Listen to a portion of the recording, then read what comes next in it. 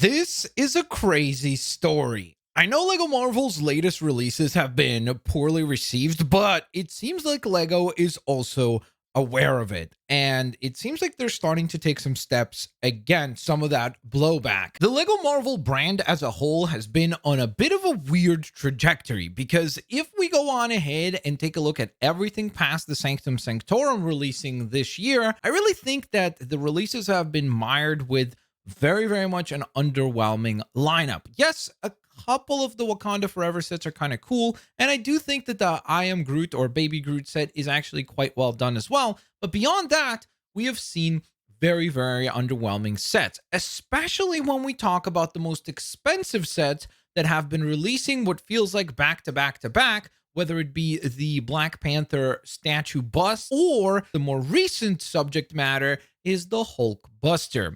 So this is yet another Hulkbuster release. This one is absolutely ginormous, but the community has, generally speaking, received this very poorly, asking who is this for, who asked for this, and the most important question is, how are you expected to go on ahead and drop $700 on a set like this, where there is an underwhelming amount of value being presented to the collector, whether it be the underwhelming minifig or the build itself not being all that exciting as it is. Now, with that in mind, what did LEGO do?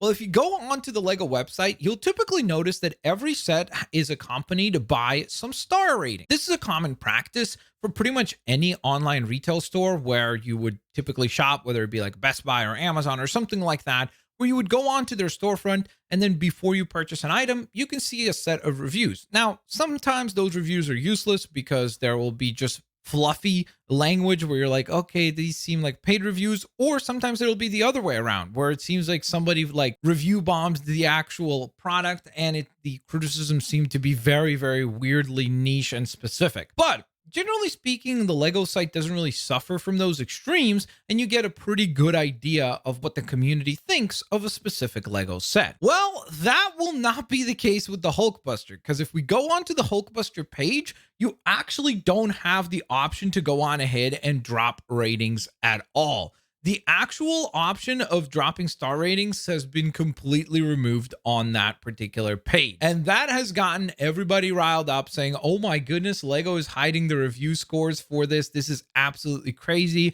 How could they do this? Why did they make this decision, etc.